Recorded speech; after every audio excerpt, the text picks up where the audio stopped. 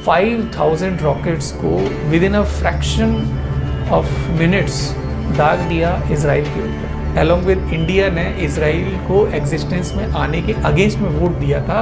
आपने हमारे भगवान को, हमारे जीसस क्राइस्ट को मार दिया था।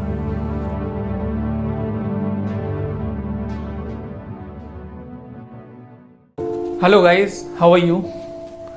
सिंस लास्ट 2 वीक्स काफ़ी हॉट टॉपिक ये बना हुआ है, लेकिन for me and for all of us this is a very unfortunate episode जो हमें इज़राइल और पैलेस्टाइन में देखने को मिलता है। वहाँ पे इनोसेंट जो लोग हैं उनकी जान चली जाती है। कुछ लोग ये सोचते हैं कि ये जो इनोसेंट लोग हैं ये ऊपर वाले के नाम पे अपनी कुर्बानी दे रहे हैं और उन्हें शील्ड की तरह यूज़ करते हैं। लेकिन हम लोग प्रे ही कर सकते हैं ऊपर वाले से कि ये जैसे भी प्रॉब्लम है वो सॉल्व हो जाए, लेकिन इस प्रॉब्लम्स के जो रूट हैं वो बहुत ज़्यादा गहरे हैं और बीच में लगता था 15, 20, 25 सालों से कि चीज़ें ठीक हो जाएंगी। बट अभी जो हमास ने किया है और उनकी जो आइडियोलॉजी है इज़राइल में यहूदीज़ की कि आई फॉर एन आई, उनके टेस्टामेंट्स में ये चीज़ लिखी हुई है। जो प्रॉफिट मोसेस या कहें हजरत मूसा की जो बातें हैं उनको वो लोग फॉलो करते हैं और छोड़ते नहीं हैं और अपने आप से किसी को पहले बोलते नहीं हैं। And this is line of defence जो बेसिकली इंडिया ने भी बेसिकली इज़राइल की तरफ से ही बोला है कि ये हमास ने गलत किया है। हमास एक टेररिस्ट ऑर्गेनाइजेशन है जो अपने आप को पॉलिटिकल ऑर्गेनाइजेशन इलेक्शन लड़ने के लिए भी डेजिग्नेट करता है और इज़राइल को ये खतरा रहता है कि यदि ये लोग वायलेंट मूड में आएंगे तो हम भी पीछे नहीं हटेंगे।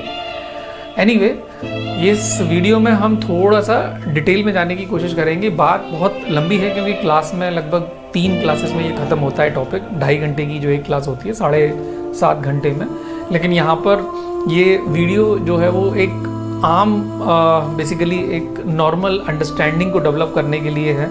आप सारे के सारे लोग सारी न्यूज़ देखते हैं, कुछ गलत भी होती है, कुछ सही भी होती है। न्यूज़ चैनल तो आपको लगता ही है कि काफ़ी लेफ़्ट राइट स्पाइस भी उसमें इंडक्ट कर देते हैं। बट यहाँ पर एक यूपीएससी पर्सपेक्टिव से या एग्ज़ाम पर्सपेक्टिव से या एक न्यूट्रल इन्फॉर्मेशन जो एक्जियोमेटिक ट्रूथ है मैं वो शेयर करने की कोशिश करूँगा। ओपिनियन हम लोग बना ही सकते हैं कि भाई लोगों की जान जाना और किसी भी तरीके का अटैक या वायलेंस सही नहीं है। आज की डेट में डेमोक्रेसीज प्रीवेल करती हैं, बात की जा सकती है, लड़ाई से तो कुछ नहीं निकलता है।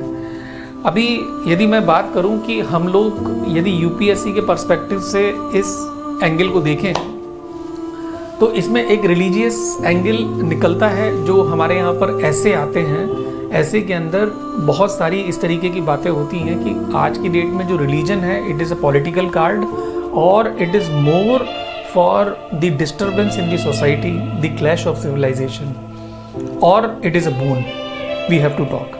ऐसे ही हिस्टोरिकल पर्सपेक्टिव इसका हो सकता है कि जो वर्ल्ड हिस्ट्री है उसमें एक ही धर्म से निकले हुए ये 3 अलग अलग स्ट्रीम्स आपस में लड़ जाती हैं। सुन्नी शिया की जो आइडियोलॉजी है, बेसिकली जो सुन्नी आइडियोलॉजी है वो कहीं पैलेस्टाइन में डोमिनेशन लेती है कि भाई हम लोग इज़राइल के ऊपर बिल्कुल हावी होकर उन्हें हटा देंगे, और इज़राइल वाले भी ये सोचते हैं।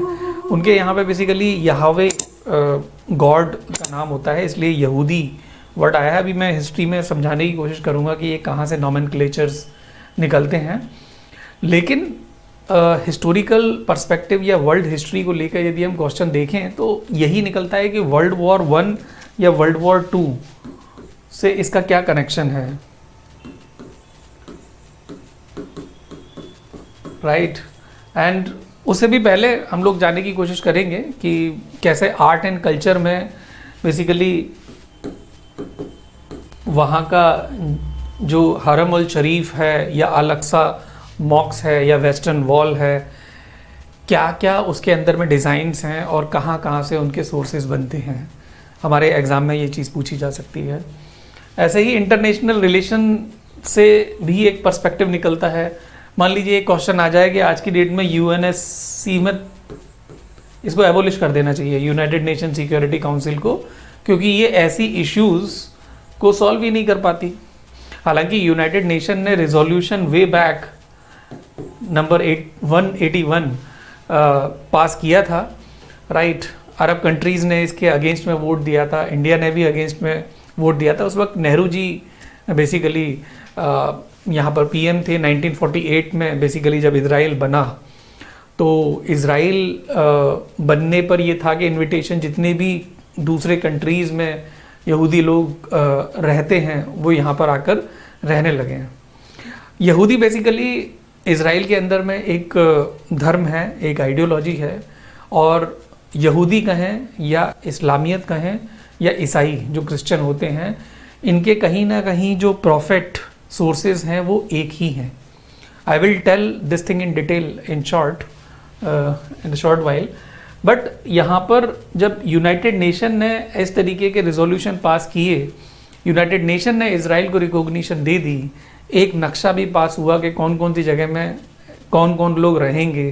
फिर उसके बाद दोनों के फ्रीक्वेंट कॉन्टैक्ट से जो लोग अपोजिट इन आइडियोलॉजी हैं, लड़ाइयाँ बढ़ती गईं, कहीं कुछ लोग मरे, कुछ लोग दबे, लेकिन मोस्ट ऑफ द टाइम जो इजराइल है, जो हैंडफुल ऑफ पीपल हैं, पूरे के पूरे वर्ल्ड में केवल 1.5 करोड़ के अराउंड लोग हैं। इंडिया में यदि हम बात करें 5 से केवल 6,000 यहूदी हैं, लेकिन क्वालिटी मैटर्स नॉट क्वांटिटी। इन्हीं लोगों में ही इतने सारे क्वालिटेटिव लोग दिखते हैं जो बिजनेस लॉबी है या बड़े बड़े नोबेल प्राइजेस जो भी मिलते हैं, इसमें यहूदी के परसेंटेज देखें out of their existence in the world population wise, it is marvellous. US की जो बिजनेस लॉबी है वो यहूदी डोमिनेट कर जाते हैं। इंडिया के अंदर जैसे रतन टाटा साहब की बात करें, बेजान दारूवाला जी की बात करें, ये बहुत ही क्वालिटेटिव मेंटालिटी को शो करते हैं, right. Ratan Tata is the only one जो प्राइम मिनिस्टर के जो फंड है उसमें एक ट्रस्टी हैं, because of the ideology, and he is a very good businessman also. तो इस तरीके से IR पर्सपेक्टिव निकलता है। आर्ट एंड कल्चर का मैंने आपको बताया ही अभी। ऐसे ही economic, agricultural and defence perspective भी निकलता है। हमारे कनेक्शन इजराइल के साथ में उनके डिफेंस फोर्सेस को लेके, उनका जो agricultural basically technology and know how है, it is good. Why? Because Israel Palestine का जो एरिया है वो रेगिस्तानी इलाका है, जैसे हमारे यहाँ राजस्थान की मोस्ट ऑफ द लैंड होती है। तो उस ड्राई रीजन में किस तरीके से हाई यील्डिंग वैरायटी सीड्स को डेवलप किया, उसे हम यहाँ पे लेकर आए। हमारे यहाँ पे ड्रिप इरिगेशन होता है। ऐसी जो टाइज है वो लगातार उनसे चलती रहती है। एंड इकोनॉमिक बेसिकली रिपरकशंस यदि इजराइल में हो रहे हैं, पैलेस्टाइन में हो रहे हैं, तो इंडिया में उस चीज़ का क्या असर हो सकता है। वर्ल्ड बैंक, IMF किस किस तरीके से कनेक्टेड हैं, ये भी क्वेश्चन बन सकता है। ऐसे ही इथिक्स GS पेपर जो 4 है, इसमें बेसिकली इंटरनेशनल रिलेशन कवर होता है इथिक्स के अंदर, और होना भी चाहिए। जब इंडिया ने पंचशील को आइडियोलॉजी को फॉलो किया हुआ है, तो क्यों आज की डेट में ethics perspective, humanity perspective United nation upheld कर सकता है। भाई इतने बड़े बड़े कंट्री हैं, रशिया है, US है, राइट। अभी तो सऊदी अरब आगे आ गया है, ईरान भी आगे आ रखा है। तो यदि ये दोनों लोग आपस में लड़ रहे हैं, तो इथिक्स क्यों इस चीज़ को रिजॉल्व नहीं कर सकती है? इथिक्स के थ्रू क्यों ये फाइटिंग नहीं हो सकती? क्यों इनोसेंट लोगों को मारा जाए? जब हमें लिखने की बात आती है तो थोड़ा सा टफ हो जाता है एक्सप्रेस करना, गागर में सागर भरना। लेकिन यहाँ पे समझने की कोशिश करेंगे। यदि हमारे हाथ में कंटेंट है, कॉन्सेप्ट हमारा अच्छा बना हुआ है, then we can have good score. Now जब आज की डेट में हम लोग बात करते हैं कि आज जो प्रॉब्लम बनी हुई है वो ये कि 7 अक्टूबर को हमास ने लगभग 5,000 रॉकेट्स को with in a fraction of minutes दाग दिया इजराइल के ऊपर। इजराइल के अंदर में क्या है, लोगों को बेसिकली हर बार जैसे ही बजर बजता है उन्हें बंकर्स में जाना होता है जो बॉम्ब के अटैक से बचा सके उन्हें। इस बार हमास ने बेसिकली 3 रास्तों से, पानी से, हवा से और लैंड से, तीनों से अटैक किया। वहाँ पे एक वॉल बनी हुई है, आयरन वॉल, उसको भी उन्होंने बुलडोज़र से हटाया, और रास्ता चौड़ा करने के लिए भी उनके पास सारे के सारे व्हीकल्स अवेलेबल थे। पानी से भी एकदम से आ गए। जो रॉकेट उन्होंने दागे वो बेसिकली उनको डेविएट करने के लिए था और उन्हें इंट्रूजन कहीं और से करना था। ड्रोन अटैक हुआ जहाँ पे सर्वेलेंस होता है, इजराइल करती है, उन सब सोर्सेस को बेसिकली डिस्ट्रॉय कर दिया गया। अब यहाँ पर दो ऑपरेशंस अलग अलग आते हैं, एक अल अक्सा स्टॉर्म जो इस ऑपरेशन का नाम रखा गया है, तो बेसिकली हमास की तरफ से। तो ये बेसिकली अल अक्सा जो मॉस्क है, इसमें 3 जो रिलीजन हैं वो अपना अपना वर्चस्व चाहते हैं, डोमिनेशन चाहते हैं। ये 3 जो रिलीजन है वो कौन कौन से हैं बेसिकली, अभी हम बात करेंगे शॉर्टली। बेसिकली क्रिश्चियनिटी, इसमें ईसाईयत आती है, इसमें इस्लाम भी आता है और इसमें यहूदी भी आती है। क्रिश्चियनिटी वहाँ पर उतनी प्रेजेंट नहीं है, इसलिए ये लड़ाई जो बन गई है यहूदी और इस्लाम। अब अरब कंट्रीज इसके साइड में रहते हैं। अरब वो मुस्लिम्स हैं जो अरब लैंग्वेज को बोलते हैं, राइट। एंड मुस्लिम्स के अंदर भी शिया और सुन्नी होते हैं। तो सुन्नी जो हैं वो पैगंबर साहब के क्लोज हैं, मतलब एक पुराने टाइम की जो अंडरस्टैंडिंग है उसको फॉलो करते हैं। आज की डेट में जो मॉडर्निटी है उसको ना फॉलो करते हुए बिल्कुल जो पैगंबर साहब की बातें हैं उसे क्लोजली फॉलो करते हैं। तो आज की डेट में यदि उनकी मैच नहीं होती है, that is a different thing all together. तो शिया जो लोग हैं वो थोड़े से रिफॉर्म की तरफ आगे मॉडर्निटी को फॉलो करके कुछ इम्प्रोवाइज कर पाए हैं, मतलब जैसा वक्त है वैसे हम हैं, वो वाली मेंटेलिटी शिया फॉलो करती है। तो सुन्नी जो सेक्ट है मुस्लिम कम्युनिटी का, इस्लाम का, वो पैलेस्टाइन में बना हुआ है। और जो इजराइलीज़ हैं, इजराइल बेसिकली 1948 में एक कंट्री बनाया गया यूनाइटेड नेशन के रेजोल्यूशन 181 के अंदर में। वहाँ पे इनविटेशन आया सारे के सारे वर्ल्ड के यहूदीज़ की तरफ से, आप यहाँ पे आएँ तो आ सकते हैं, आपको सिटीजनशिप और सारी की सारी फैसिलिटीज़ मिल जाएंगी।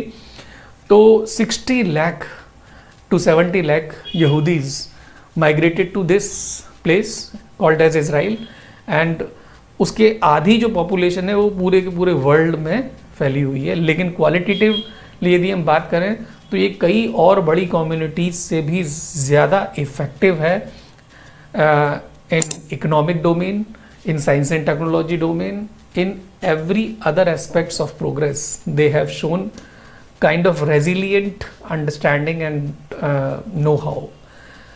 Now, when we talk about India का जो वहाँ से रेस्क्यू मिशन आया है, ऑपरेशन अजय शुरू किया है, और वहाँ पर 18,000 लगभग इंडियंस को लेकर आने का first come first serve basis पे हम लोगों ने फ़्लाइट्स का अरेंज कर रखा है। आई प्रे कि सारे के सारे लोग बहुत सेफ तरीके से यहाँ पर आ जाएं। एज अ भारतीयन from the Bharat world, I am saying कि भाई पहले ठीक है, हम लोगों को भी बचाना है और सब लोगों के लिए प्रे करना है कि सब कुछ अच्छा हो जाए। लेकिन अभी इज़राइल की भी एक मेंटालिटी है कि ये किसी को छोड़ते नहीं हैं, राइट। और वो पहले से ही डिक्लेयर कर चुके हैं कि हम बेसिकली इस चीज़ का बदला पूरे 100% तरीके से लेंगे, राइट। नाउ अभी हम लोग बात करते हैं कि आज की डेट की जो प्रॉब्लम है, इज़राइल की हो या पैलेस्टाइन में हो या हमास, ये सब क्या है, क्या ये सॉल्व हो सकती है या नहीं। यदि इसके हिस्टोरिकल पर्सपेक्टिव में आप जाने की कोशिश करो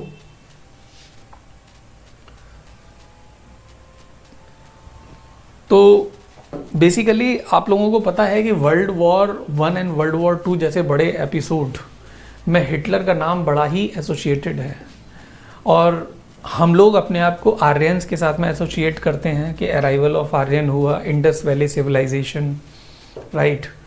तो जो हिटलर ने बेसिकली परसिक्यूशन किया था, कंसंट्रेशन कैंप लगाए थे, लोगों को भर भर के मारा जाता था, वो बेसिकली एक रेसिस्ट था। और रेसेस जो होती हैं उनमें प्योर रेसेस को वो आर्यन मानता था, जिसको खिलाफ वो जाके परसिक्यूशन और कंसंट्रेशन कैंप लगा रहा था, और दूसरी जितनी भी स्पेशीज़ है वो अदर में आ जाती थी। नाउ इन्हीं रेसेस में से जो प्योर ब्रीड है आर्यन, वहाँ से ये कहानी निकलती है, और आज की डेट में ये मैनिफेस्ट होती है किस तरीके से, ईसाईयत जो क्रिश्चियनिटी है, इस्लाम एंड यहूदी।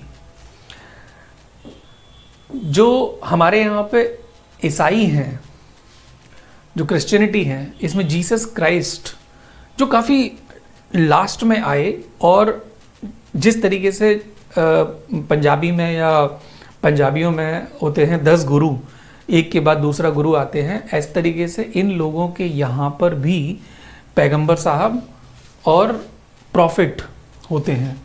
प्रॉफिट का मतलब ये है कि डायरेक्ट कांटेक्ट विद गॉड से जो कराने वाला है ह्यूमन काइंड को, वो बहुत बड़ी यू कह सकते हैं डिवाइन पावर होती है उन लोगों के पास में। बहुत कुछ मैजिकल चीज़ें भी दिखानी होती हैं कि किसी डेड बॉडी को उन्होंने ज़िंदा कर दिया, या बहुत बीमार आदमी जो कैसे भी करके सही नहीं हो सकता उसको ठीक कर दिया, समुद्र से रास्ता बना दिया, राइट। तो उनको हम डिविनिटी मान लेते हैं। जैसे लॉर्ड राम ने जब सीता जी को लेके जाना था तो उन्होंने प्रे किया समुद्र को कि भाई आप थोड़ा हमें रास्ता दो, लेकिन नहीं दिया। तो बस जब वो बाढ़ चलाने वाले थे तो फिर समुद्र ने बताया कि किस तरीके से रास्ता बनेगा। और आज की डेट में ये इंडिया और श्रीलंका के बीच में जो राम सेतु प्रोजेक्ट है वो भी एक बहुत बड़ा मुद्दा बना हुआ था।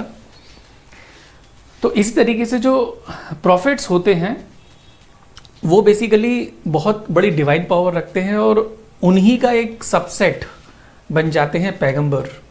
तो पैगंबर साहब जिनको मुस्लिम्स लोग बहुत अच्छा मानते हैं, पैगंबर का मतलब होता है पैगाम देने वाला, मैसेंजर, मैसेज देने वाला गॉड को। और वो मैसेज जाता किसकी तरफ से है? प्रॉफिट की तरफ से। तो इस तरीके से ही जो ईसाईयत है उसकी भी कहानी बेसिकली वन ऑफ द पैगंबर से ही निकलती है।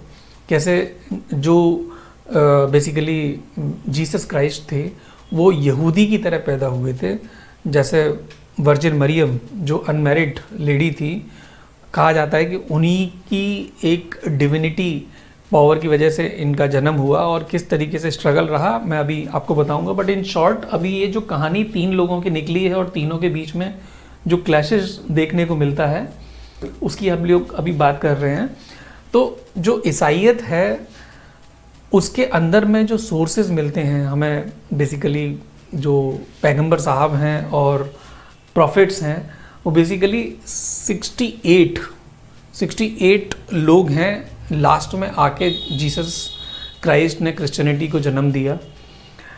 इस्लाम के अंदर में ये बेसिकली जो सोर्सेज बनती हैं, तनाक इनको हम बोल सकते हैं, राइट। ऐसे ही यहूदी के अंदर में जो फर्स्ट 5 बुक्स होती हैं उनको हम तोराह बोलते हैं। और जब ये आज हमास का जो अटैक हुआ था 7th को, तो वहाँ पर तोराह बेसिकली पढ़ा जाना था, जो कि उनके लिए एक होली डे होता है। आज की डेट में हॉलीडे हम मनाते हैं तो HOLIDAY बेसिकली HOLYDAY होना चाहिए, क्योंकि कहीं ना कहीं एक आस्था है कि भाई सारे के सारे दिन काम करते हैं, अपना ख्याल रखते हैं, कोई एक दिन हॉलीडे के रूप में ऐसा रखें जिस दिन हम लोग जाएं और ऊपर वाले को याद करें, उन्हें थैंक यू दें। क्रिश्चियनिटी के अंदर में ये हॉलीडे संडे को होता है, that most of the time churches वैसे तो खुले ही रहते हैं, लेकिन संडे को लोग जाते हैं, टाई वगैरह लगा के वहाँ प्रे करते हैं, लोग एक दूसरे से मिलते हैं अच्छे भाव से। सो ये कंसेप्शन बने हुए हैं। आज की डेट में यदि ईसाईयत को आप देखो तो 240 CR बेसिकली पूरे के पूरे वर्ल्ड में देखने को मिलते हैं, 125 कंट्रीज़ हैं।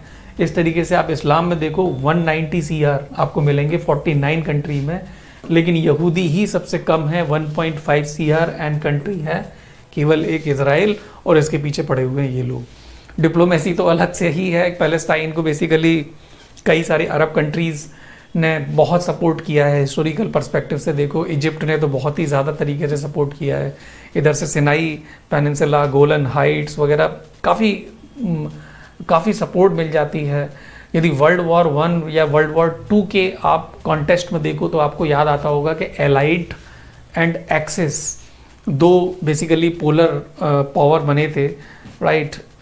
अब उसके अंदर में भी यदि हम इजराइल की एग्जिस्टेंस को आज देखते हैं तो आप सोचने की कोशिश करो कि यदि एक्सिस जीत जाता तो इजराइल का एग्जिस्टेंस नहीं होता। एलाइड जिसके पास साथ में जो आज की डेट में इजराइल है या यहूदीज़ हैं वो थे, इसीलिए उनकी जीत की वजह से इजराइल का आज की डेट में एग्जिस्टेंस देखने को मिलता है। और यूएस उसके साथ में था, इसलिए यूएस आज तक इसको सपोर्ट करता रहता है।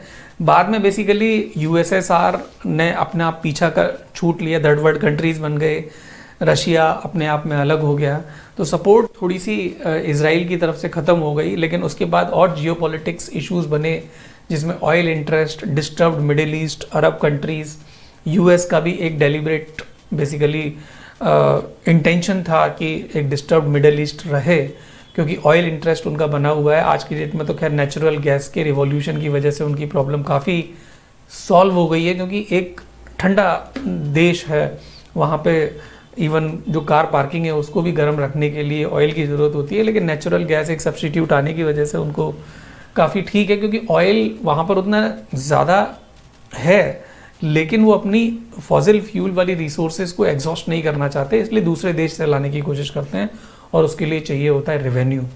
और इसीलिए आज की डेट में आप यूएई देखो और सऊदी अरब को देखो, ये कार्टल्स बना के रखते हैं जिससे कि यूएस के जो डॉलर के इफेक्ट को ऑयल के ऊपर ना आने दें। खैर, मैं दूसरी जगह चला गया, वापस आते हैं लौट के। यदि हम लोग बात करें कि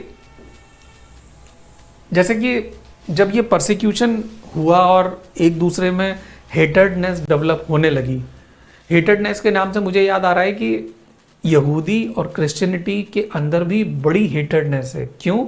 क्योंकि जीसस क्राइस्ट यहूदी की तरह पैदा हुए थे, अभी मैं आपको बताऊंगा क्या रीज़न था, और उनको लास्ट सपर जो नाइट में डिनर होता है उसके बाद दूसरे दिन उनको मारा गया था। किस तरीके से मारा गया था, क्या कारण थे? क्योंकि वो यहूदी थे और कुछ ऐसी बातें करते थे जो यहूदी आइडियोलॉजी से डिफरेंट थी, और यहूदियों ने ही उन्हें क्रूसीफाई किया और मारा गया। और क्रिश्चियनिटी में या ईसाइयत में बेसिकली यही बात है कि आज तक उन लोगों के साथ में उनकी इसलिए नहीं बनती क्योंकि आपने हमारे भगवान को, हमारे जीसस क्राइस्ट को मार दिया था। लेकिन अपनी अपनी उस वक्त की रियलिटीज़ हैं। मैंने छोटा सा एक जो एक टेम्पोरल स्केल होता है, टाइम स्केल होता है, उसके हिसाब से भी रिलीजन के बारे में बताने की कोशिश की है। सारे के सारे रिलीजन में हिंदू रिलीजन सबसे पुराना है, यदि टेम्पोरल स्केल के हिसाब से आप देखो तो। और Hindu religion is followed by यहूदी एंड जुडाइज्म, राइट। एंड उसके बाद में Buddha, Jain, Christianity, Persian, Confucius जो चाइना में देखने को मिलता है, then Islam, Sikh, and then last में आता है बहाई। आपको लोटस टेम्पल यहाँ दिल्ली में भी देखने को मिलता होगा, कई जगह दूसरी जगह भी देखने को मिलता होगा। ये बहाई बेसिकली एक आइडियोलॉजी है, रिलीजन है, उससे निकलता है।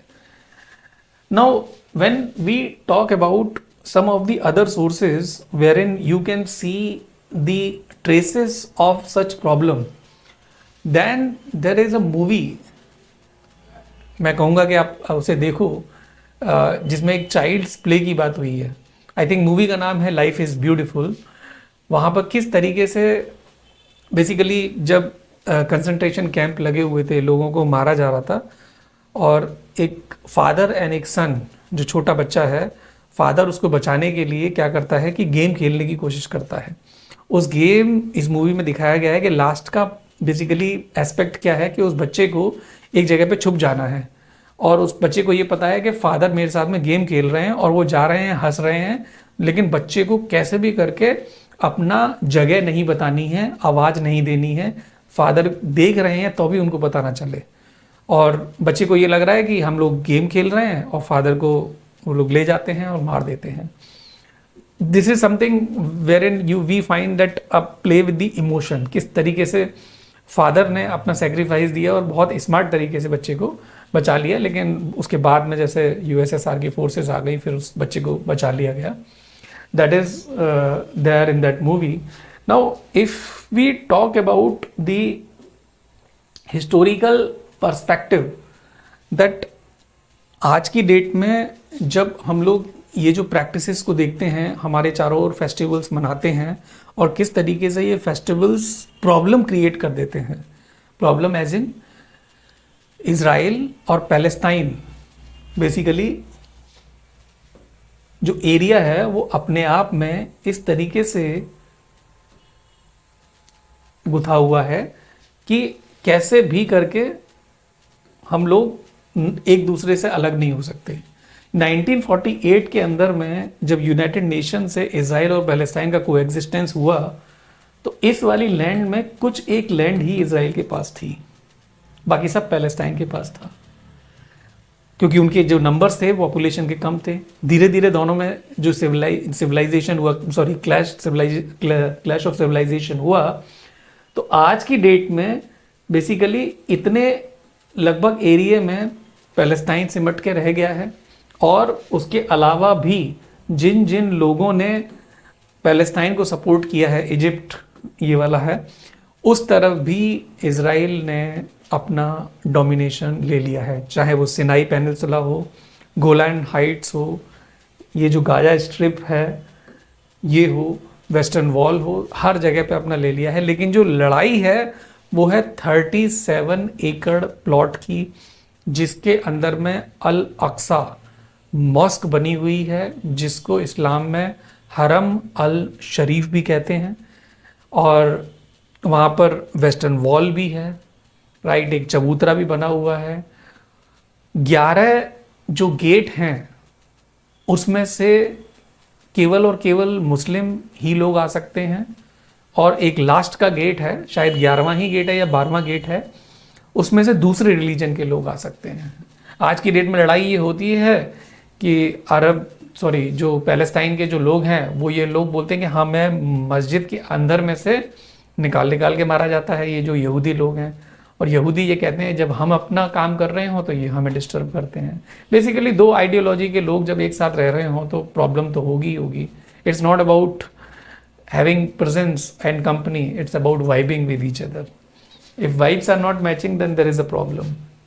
Now if we talk about the birth, if we go to the deep rooted reality of these three religion, then we find a name called as Prophet Ibrahim. Prophet Ibrahim, मैंने जैसे profit के बारे में भी बताया था कि profit divine touch को रखते हैं और वही एक तरीके से गॉड के रिप्रेजेंटेटिव हैं। गॉड को किसी ने नहीं देखा लेकिन उन्हें मैजिकल पावर्स की वजह से लोग गॉड मान लेते हैं। ये उस टाइम की बात है जब हमारे यहाँ पे इंडस वैली सिविलाइजेशन चल रहा था, राइट। एंड जो प्रॉफिट इब्राहिम हैं, इनकी जो वाइफ थी उनका नाम था हज्र, और इनके बेटे थे जिनका नाम था इस्माइल एंड अब्राहम। इनको बेसिकली जो भी भगवान ने बता दिया, ऊपर वाले ने बता दिया, उस बात को उन्होंने सबसे ऊपर रखना है, उस बात को मानना है। एक दिन सपना आया कि तुम्हारी जो सबसे डियर एंड नियर, सबसे ज़्यादा जो प्यारी चीज़ है उसकी आपको कुर्बानी देनी है। और फिर उनको यही याद आया कि जो मेरा बेटा है इस्माइल, मुझे उसकी कुर्बानी देनी है। तो हम उसकी कुर्बानी देने के लिए पहुंच गए। अब कहते तो ये इसका कोई ट्रेसेस तो है नहीं, जैसे हमारे यहाँ पे बहुत सारी बातें महाभारत और गीता और कई सारे पुराणों में लिखी हुई हैं, हम मानते हैं उन बातों को, ऐसी आस्था है। ऐसे ही इन लोगों में भी यही लिखा हुआ है कि उन्होंने चाकू चलाने की कोशिश की इस्माइल के ऊपर, वो चला नहीं। उतने में ही एक ऊपर वाले का फरिश्ता आया और उसने एक तरफ तो कहते हैं मना किया, दूसरी तरफ था एक शीप।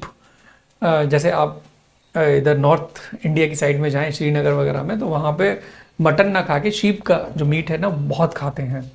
तो शीप को उस टाइम पे डुम्बा बोला जाता था। तो वहाँ पे शीप दिखाई देती है कई सारी पिक्चर्स के अंदर में। तो उन्होंने कहा इसे मत मारो, तो लेकिन उसके बदले में जो शीप है उसको बेसिकली मारा गया। तो जो हमारे यहाँ पे बकरीद मनाई जाती है, तो उस गॉड को, उस बकरी को पाला जाता है, जिससे उसके साथ में इमोशंस हो जाते हैं, क्योंकि हम अपने फैमिली मेम्बर्स को तो नहीं मार सकते, और भगवान ऊपर वाले के लिए हम उस चीज़ को सेक्रीफाइस करते हैं जिससे हमारा इमोशनल टच बना हुआ है। आज की डेट में वीडियोस देखते हैं कि घर का बच्चा जो है वो उस बकरी के मेमने को बचाने की कोशिश करता है। मेमना या छोटा गॉड क्यों? क्योंकि जब वो बड़ा हो जाता है तो वो फिर पॉलिटिकल चीज़ों में आ जाता है, उतना प्योर नहीं रह जाता। बकरी का जो बच्चा है, जो मेमना है, वो एकदम प्योर है, प्योर सोल है। गॉड्स उसको ईजिली एक्सेप्ट कर लेंगे क्योंकि अपने आप में वो प्योरिटी है। तो ये बेसिकली कॉन्सेप्ट बनता है बकरीद का कि सबसे आप इमोशनली अटैच जो चीज़ है उसको आप गॉड के लिए सेक्रीफाइस कर रहे हो। Now when we talk about the offsprings, the son of Abraham, then Ismail and Abraham are two sons. मैं आपको कहाँ तक लेके जाना चाहता हूँ, या आप थोड़ा सा जानने की कोशिश करो कि आज की डेट में इज़राइल है क्या, ये नाम आया कहाँ से। तो यहाँ पर जो अब्राहम हैं, इनसे बेसिकली जो दूसरे बच्चे पैदा होते हैं, उनमें से बेसिकली जो यू कैन से 12 बच्चे याकूब, जैकब और इज़राइल के हुए, तो उसी को ही 12 ट्राइब्स के रूप में जो इज़राइल के अंदर में देखा जाता है, मिलती हैं हमको। याकूब नाम या जैकब नाम या इज़राइली नाम, ये एक ही है। इस वाले नाम से ही इज़राइल का नाम पड़ा हुआ है, जो अब्राहम के बेटे थे। और इज़राइल के दादाजी कौन हो गए? इब्राहिम। यहाँ पर जो 12 ट्राइब्स हैं, इसमें से जो एक ट्राइब थी, ट्राइब मतलब उनका बच्चा, जो 12 बच्चों में से एक का नाम था यहूदा या जुदा। यहूदा से यहूदी बन जाता है, एंड जुड़ा से जुडाइज्म बन जाता है, ज्यूज बन जाता है। तो ये जो यहूदा एंड जुड़ा जो है, ये बेसिकली इनका और इब्राहिम का क्या कनेक्शन हो गया? परदादा वाला कनेक्शन हो गया।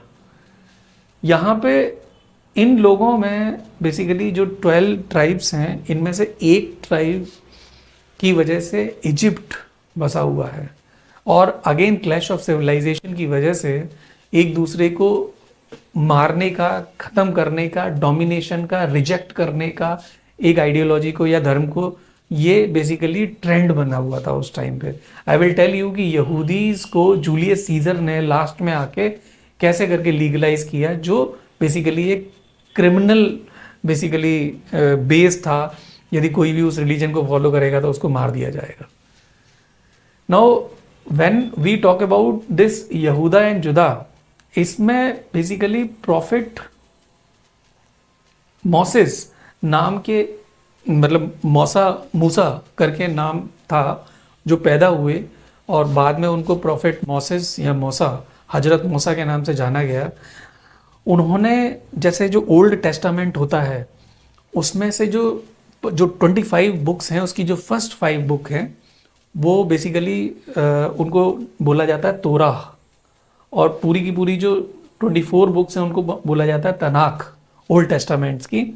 इन 5 बुक्स में से जो सेकंड बुक है, उसका नाम है बुक ऑफ एक्सोडस, जिसके अंदर में पूरी की पूरी हजरत मूसा की कहानी लिखी हुई है।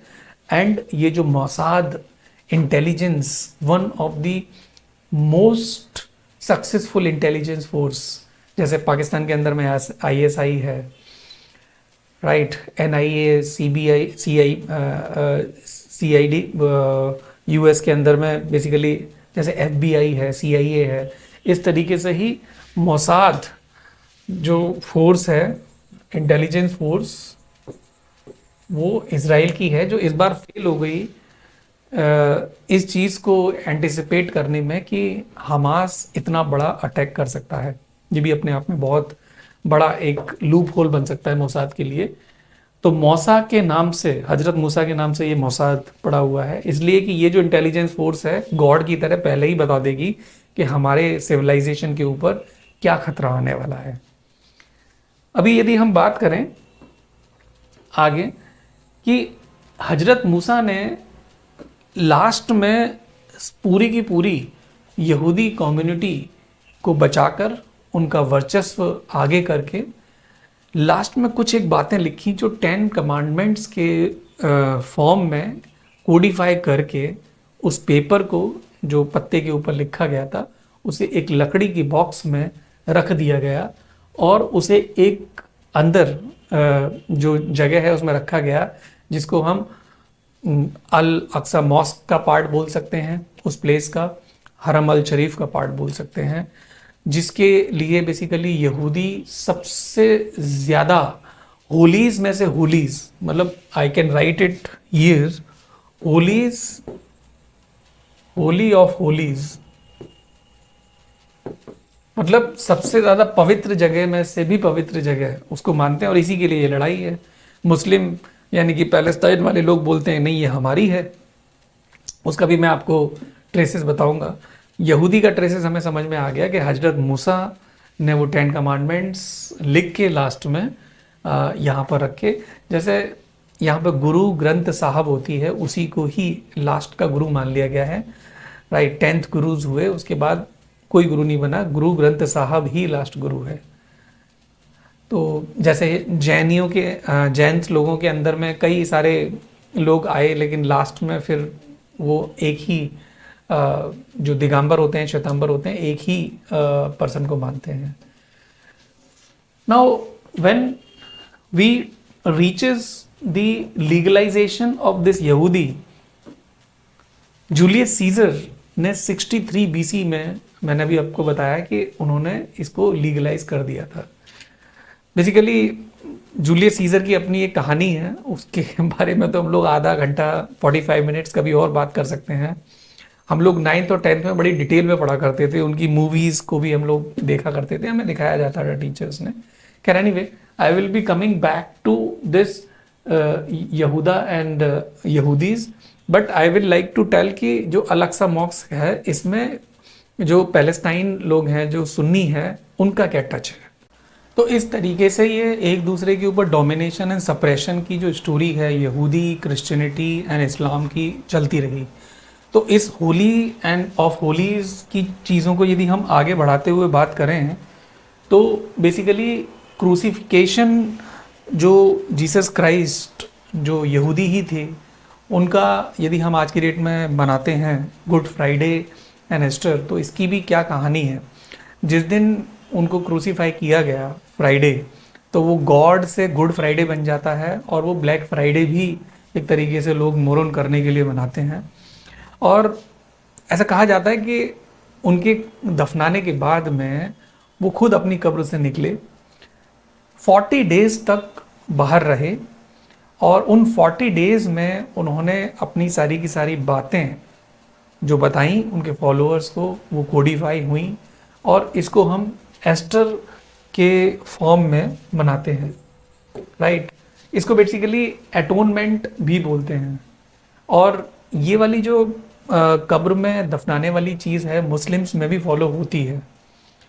और आप उनके प्रॉफिट्स को देखेंगे ना, तो अब्राहम आपको तीनों लोगों में, यहूदीज़ में, इस्लाम में एंड ईसाई में, तीनों में आपको दिखेगा। तो जो दफनाने की परंपरा है वो मुसलमानों में भी फॉलो होती है। उसका रीज़न ये है कि कहीं ना कहीं एक वक्त आएगा जब हम लास्ट में गॉड के पास चले जाएंगे, उस दिन सारे के सारे मुर्दे उठ खड़े होंगे, और जो उन्होंने गलत काम किया है वो बेसिकली नरक में जाएंगे, और जो अच्छे काम किए हैं वो हेवन में चले जाएंगे। इस तरीके की आस्था है, इसलिए उनको दफनाया जाता है। It is one of the thing. आज की डेट में तो हम इसे एनवायरनमेंट के साथ में जोड़ते हैं कि चलो कहीं ना कहीं आग ना लगने से ऐसा होता है। हिंदू धर्म में इस तरीके की आस्था है, लेकिन हमने उसको इलेक्ट्रिक चैम्बर से बेसिकली रेक्टिफाई कर लिया है कि एनवायरनमेंट पॉल्यूट ना हो। लेकिन इतनी सारी ज़मीन भी कहाँ से लेके आएंगे कि लोगों को दफनाने वाली बात है। लेकिन ये है कि दफनाने से जो फर्टिलिटी है किस चीज़ की, सॉइल की, वो इम्प्रूव हो जाती है। आगे हम यदि बात करते हैं कि डोमिनेशन एंड सप्रेशन में एक कॉन्स्टेंटाइन रोमेनियन बेसिकली किंग थे, जिन्होंने क्रिश्चियनिटी को लीगलाइज कर दिया। जहाँ पर जीसस क्राइस्ट को मार के यहूदीज़ ने उसको बिल्कुल सप्रेस कर दिया था, एक वक्त ऐसा आया कि वापस वो एक ब्लूम में आ गई।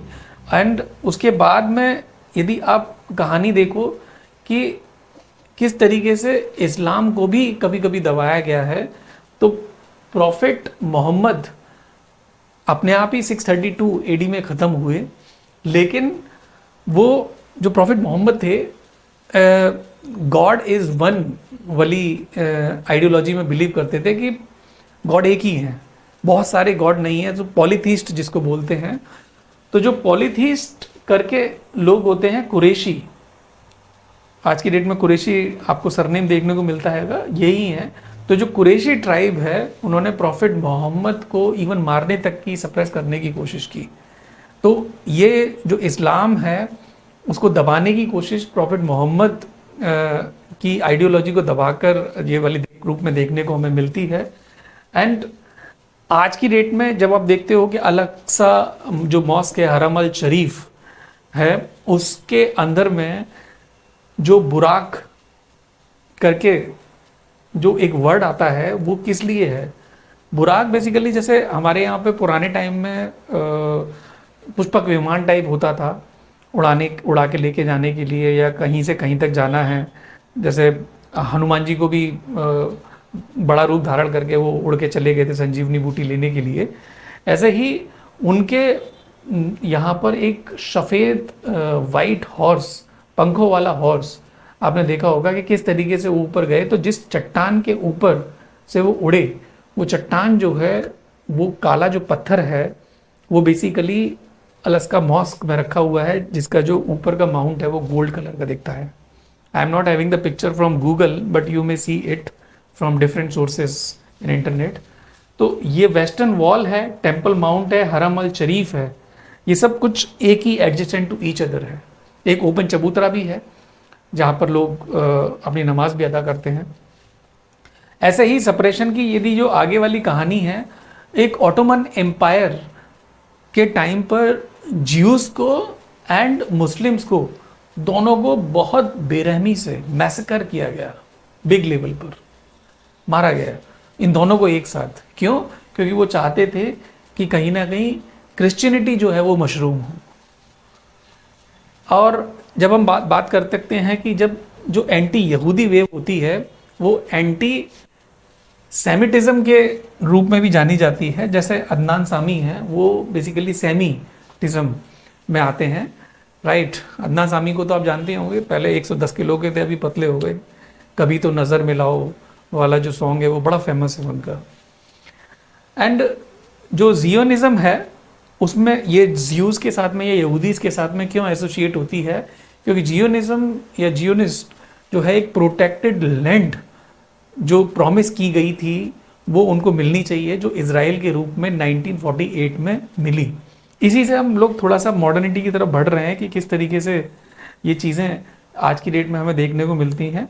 और जो एंथम जो इजराइल का बना, वो बेसिकली जो थियोडोर हेजरी हैं, उस टाइम के पर्सन हैं जिन्होंने फर्स्ट वेव, जिसको एलिया भी बोलते हैं, it's not Alia Bhatt, it is Elijah, जो पहली बार इजराइल की तरफ जाने की या यहूदी या ज्यूज़ को ऊपर उठाने की जो एफर्ट्स थी वो ली गई। उस टाइम पर जो लैंग्वेज है कि एक दूसरे से लोग कम्युनिकेट कैसे करेंगे, कि एक डिफरेंट लैंग्वेज बने, उर्दू की तरह, अरब की तरह और देवनागरी की तरह। तो हेब्रू जो लैंग्वेज है वो स्कूल्स में पढ़ाई जाने लगी। कार्ल मार्क्स भी यहूदी थे और उसी टाइम की बात है, ये हेब्रू लैंग्वेज को काफ़ी प्रमोशन मिला। अब जब हम लोग धीरे धीरे करके 18 से 19 सेंचुरी की तरफ बढ़ते हैं, वर्ल्ड वॉर 1 का जो एपिसोड है 1917 में, 1917 में, तो उनके तरफ से एक चैंपियन हुआ करते थे यहूदीज की तरफ से, आर्थर बेलफोर्ड। और आर्थर बेलफोर्ड डिक्लेरेशन प्रीलिम्स में भी ये क्वेश्चन आ सकता है, ये किस चीज़ के बारे में है। वहाँ पर एक लेटर पढ़ा गया था।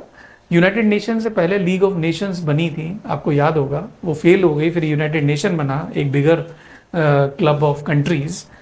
तो यहाँ पर इन्होंने जो पढ़ा उसमें सीधा सीधा लिखा था कि जो प्रोटेक्टेड लैंड है वर्ल्ड में कहीं पर भी एक जगह दी जाएगी, जो आज की डेट में आप इसराइल में के रूप में देख सकते हो। एक तरफ इजिप्ट आ जाता है, दूसरी तरफ सऊदी अरब है, और बीच में निकलता है इसराइल एंड पैलेस्टाइन की लैंड। और स्वेज जो कैनल है उसका भी एक एपिसोड है, आपको बताने की कोशिश करूंगा मैं। तो ये हमेशा से मुश्किलों में बना रहने वाली जगह जो है वो जियोनिस्ट ही दे दी। एक तरफ इतना हाई इंटेलेक्ट, दूसरी तरफ दिमाग लगता है वायलेंस में। वारे ऊपर वाले तेरी महिमा काहे को दुनिया बनाई है, ये वाला गाना मुझे याद आ जाता है। लेकिन लोगों के लिए जो भी उनके साथ हो रहा है, मैं बड़ा परेशान हूँ। आप लोगों की तरह ऐसा नहीं होना चाहिए। नाउ ये आर्थर बेलफोर्ड डिक्लेरेशन ही आज की डेट में बेस बनता है इजराइल को सपोर्ट करने का या ना करने का। यूनाइटेड नेशन ने उस वक्त, अब मैंने आपको भी बताया था कि allied forces and axis forces, दो अलग अलग फोर्सेस बनी थी। ब्रिटेन बेसिकली ये चाहता था कि ज्यूज एंड अरब्स एक साथ लड़ें, लेकिन अरब यदि ज्यूज के साथ में लड़ते तो वो हमेशा उनको भी एक साथ कोएग्जिस्ट करने के रूप में देख पाते, लेकिन वो चाहते थे कि ये ख़त्म ही हो जाए या सप्रेस हो जाए या हमारे नीचे रहें। और इसी भाव से जो अरब कंट्रीज़ हैं या अरब्स हैं, जो पैलेस्टाइनियन लोग हैं आज के, उन्होंने जर्मनी को सपोर्ट किया, हिटलर को सपोर्ट किया। 1939 में आपको जो एक्सोडस देखने को मिलता है, मैसेकर, कंसंट्रेशन कैंप देखने को मिलते हैं, वो इसी वजह से था कि अरब कंट्रीज़ ने ज्यूज़ के अगेंस्ट में जाकर ही एक्सिस की तरफ सपोर्ट किया। लेकिन खुदा न खास्ता ये हुआ कि एलाइड फोर्सेस जीत गई और इसी की वजह से इसराइल का बेसिकली आज की डेट में एग्जिस्टेंस देखने को मिलता है। यूनाइटेड नेशन का जो रेजोल्यूशन है 181, इसमें 12 अरब कंट्रीज एलोंग विद इंडिया ने इसराइल को एग्जिस्टेंस में आने के अगेंस्ट में वोट दिया था। रीज़न मैंने अभी अभी आपको बताया था कि नेहरू जी नहीं चाहते थे कि अभी अभी ये टू नेशन थ्योरी एक्सेप्ट हुई है, मुस्लिम वहाँ पे ऑफेंड हों, और वहाँ पर भी पैलेस्टाइन में सुन्नी जो सेक्ट है मुस्लिम्स का वो डोमिनेट करता है। एंड विजय लक्ष्मी पंडित जो यूनाइटेड नेशन में थी, उनका भी अपना एक एंगल बनता है उस टाइम का।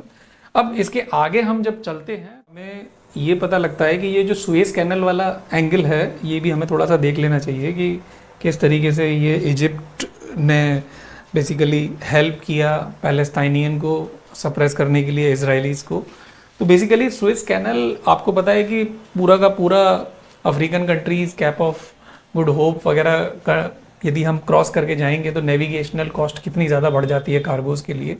तो सुएज कैनल एक छोटा सा रास्ता बीच से निकलता है दो बड़े बड़े सीज ब्लॉक को जोड़ने के लिए। 1956 में बेसिकली अब्दुल नाजिर जो प्रीमियम बने वहाँ के और इसराइल को बेसिकली नफरत करते थे, तो उन्होंने नेशनलाइज कर दिया सुएज कैनल के यूज़ को कि केवल हम लोग ही यूज़ कर सकते हैं। इसका मतलब इसराइलीज जो कार्गो है वो नहीं जा सकता। तो इसके खिलाफ बेसिकली जंग छिड़ गई और ये 6 डेज ऑफ वॉर जो है 1967 का, ये बड़ा फेमस है। We are just reaching to the series of episode आज को लेकर, क्योंकि मैं इसे चाहता था कि 1 घंटे से कम के टाइम में ख़त्म कर पाऊँ, क्योंकि कोरोना का टाइम ऐसा नहीं है कि हम लोग घर में ही बैठ के करें, बहुत सारे काम होते हैं। तो क्लासेस में तो डिक्टेशन देते वक्त ये चीज़ें चल जाती हैं, और ये मैं चीज़ जो यूज़ की है क्लास में पढ़ाते वक्त, मैंने सोचा कि 1 घंटे का वीडियो बना दूं। तो मेरी कोशिश यही है, क्लास बेसिकली 4 या 5 घंटे की थी डिक्टेशन के साथ में, बट आप लोगों को तो यूट्यूब के माध्यम से बताना ही है सारी की सारी कहानी, डिक्टेशन की ज़रूरत नहीं है। यदि किसी बच्चों को डिक्टेशन की भी ज़रूरत है तो मैं स्कैन करवा के किसी भी स्टूडेंट ने जो नोट किया है मेरी डिक्टेशन IR के इस टॉपिक की, तो मैं आपको दिलवा दूंगा। गूगल ड्राइव का जो लिंक होगा वो आपको डिस्क्रिप्शन बॉक्स में मिल जाएगा। Now coming to the 6 days 1967 का जो वॉर था, इसमें भी बेसिकली इसराइल ने ही डोमिनेट किया और आज तक 99.9% इसराइल ही आगे रहा है किसी भी वॉर को लेके, और उन्होंने जो भी लॉसेस लिए हैं वॉर में उसका कंपेंसेशन कैप्चर करके किया है आगे। मैंने आपको बताया कि पैलेस्टाइन और इसराइल के बीच में जो यूनाइटेड नेशन 181 रेजोल्यूशन था, वो अराउंड 10 to 15% जो लैंड थी वो इसराइल के पास थी, 85% लैंड पैलेस्टाइन के पास थी। आज की डेट में यदि हम देखें तो 85% लैंड जो है वो इसराइल के पास में है, 15% लैंड जो है वो पैलेस्टाइन के पास है। Right now we come to that another point. एक बहुत बड़ा एपिसोड हो गया, बेसिकली पैलेस्टाइन लिबरेशन ऑर्गेनाइजेशन बनी, और लिबरेशन ऑर्गेनाइजेशन कभी कभी टेररिस्ट ऑर्गेनाइजेशन की तरह भी डेजिग्नेट हुई है यूनाइटेड नेशन की तरफ से भी। म्यूनिच ओलंपिक्स में इसराइल की तरफ से कुछ 11 स्पोर्ट्स पर्सन थे, उन सबको एक ही जगह पे मार दिया गया। ये बहुत ज़्यादा अनफॉर्चुनेट एपिसोड था। अभी आप सोचो कि इंडिया की तरफ से कोई ओलंपिक्स में पार्टिसिपेट करने जाएं और ऐसा इंडियन के साथ में हो जाए तो मोदी जी क्या करेंगे उसका। उस टाइम पे इंटेलिजेंस फोर्सेस के रूप में मोसाद बनाई गई। मैंने आपको बताया था प्रॉफिट मूसा, हजरत मूसा जो उनके एक डिवाइन सिंबल हैं, उन्हीं के नाम पे ये मोसाद बनी। और कहते हैं कि इतने सारे कोवर्ट ऑपरेशन करके, पता नहीं कौन कौन से गैजेट्स यूज़ करके, जो भी लोग उस किलिंग में इन्वॉल्व थे उनको ढूंढ ढूंढ के मारा है, क्योंकि इनके टेस्टामेंट्स में लिखा हुआ है यहूदी के I for an I. Right, इसको कहते हैं बेसिकली ऊपर वाले का बहुत बड़ा गुस्सा। राइट, ये छोड़ते नहीं है। और आज की डेट में भी जब 7th को हमास ने 5000 रॉकेट्स दागे हैं तो उनके प्रीमियम ने तुरंत आकर ट्विटर पे ये पूरा वीडियो अपलोड किया that we will not leave come what may. होना भी चाहिए बट इतना ज़्यादा दोनों तरफ से जो वायलेंस है वो सही नहीं है देखने के लिए। एनीवे, जब मोसाद रेथ ऑफ गॉड ये बना और आज की डेट में भी ये एग्जिस्ट करता है, तो ये आगे भी चल के चलता रहा। जो थंडरबोल्ट 1976 का एपिसोड है जिसमें फ्लाइट जो है वो हाईजैक हो गई और मांगते हैं कि भाई जो लोग पहले अरेस्ट किए गए थे या जेल में हैं उनको छोड़ दिया जाए। Then it was followed by the Likud Ariel Sharon and Begin की जो पार्टी है, ये बेसिकली पीस एफर्ट्स में थोड़ा सा इंटेंसिटी आने का जो टाइम था वो 1977 के बाद में आ गया कि लड़ लड़ के थक गए थे। अब आपस में ये था कि भाई चलो समझौते के साथ में हम लोग जो भी नफ़रत की जो ज़मीन है या दीवारें हैं उन सबको बंद करके आगे की तरफ देखें, आज के प्रेजेंट की तरफ फोकस करें। तो एक तरफ बीगन एंड अरियल शरन एंड दूसरी तरफ अनवर जो सादात थे, उन लोगों ने पीस एफर्ट किया और इसी की वजह से 1978 में हार्बर्ट ए साइमन को जब डिसीजन मेकिंग का नोबेल प्राइज़ मिल रहा था, इनको भी पीस एफर्ट के लिए नोबेल पीस प्राइज़ मिला जॉइंटली बेगन एंड अनवर सादत को। एंड उसके बाद में बेसिकली 1996 में जब बेंजामिन नेतन्याहू प्राइम मिनिस्टर बने इसराइल के, आज की डेट में भी वो प्राइम मिनिस्टर हैं इसराइल के, और बेंजामिन नेतन्याहू बेसिकली इसराइल के जो प्राइम मिनिस्टर बने हैं, इस नेतन्याहू सरनेम में बहुत सारी कहानी छुपी हुई है। जो म्यूनिच ओलंपिक्स में जो किलिंग हुई थी उसमें से एक हीरो थे और जो एक कमांडर थे जिसमें से एक की जान गई है इन सब लोगों को मारने में, जो रिवेंज लिया है या बदला लिया है, वो नेतन्याहू के ब्रदर थे और उनकी वजह से ही एक पॉपुलैरिटी इनको मिली। अपने आप में हार्वर्ड से पढ़े हुए हैं और बहुत सारी अच्छी खासी एजुकेशन बेस रखते हैं। एक कैरिस्मेटिक पर्सनैलिटी भी है, बोलते भी अच्छा है, आवाज़ भी अच्छी है उनकी, जो कि एक डिलीवरी देने के लिए बहुत ज़्यादा ज़रूरी है। आम जनता को आप कैसे कम्युनिकेट करोगे, गागर में सागर कैसे भरोगे। तो आज यदि हम देखें इन पीस एफर्ट्स को भी लेते हुए जो इजराइल की तरफ से गलती हुई है वो है एक ग्रीन लाइन बनाने की। मतलब ये है कि पैलेस्टाइनियन जहाँ पे भी एग्जिस्टेंस है, बिकॉज बहुत स्पार्सली पॉपुलेटेड है, जैसे ये इजराइल का एग्जिस्टेंस है और बीच बीच में पैलेस्टीनियन लोगों का एग्जिस्टेंस है, तो इन लोगों को इसने इस तरीके से हैब्जर्ड वे में वॉल बना के, ग्रीन लाइन बना के उसी में सप्रेस या करके पुश करने की एक एफर्ट है जो कि सही नहीं है। कहीं ना कहीं ये बदला लेने के लिए उन लोगों को भी बेसिकली मोटिवेट करेगी, और जो किया तो ग्रीन लाइन को बेसिकली छोड़ देना चाहिए। यूनाइटेड नेशन ने भी इस चीज़ को कंडेम किया था। एंड इस वाले हमास के अटैक से पहले मैंने जो एक वीडियो बनाया है 2021 के अंदर में, जो मई के अंदर में जो अटैक हुआ था, basically 10th May is also a holy day from other side. जैसे आज की डेट में इनको पढ़ा जाना था, उससे पहले हमास ने अटैक कर दिया। पढ़ा जाना था मतलब इनके यहाँ पे गुड प्रे डे होता है, तो उससे ही पहले हमास ने ये अटैक किया है। शायद ये 2021 का एक बदला है। 2021 का यदि हम थोड़ा सा ये देखें कि इसराइल के अंदर भी जो पॉलिटिकल स्टेबिलिटी है वो नहीं है। 2-3 साल के अंदर में 4 से 5 गवर्नमेंट बदल जाती हैं।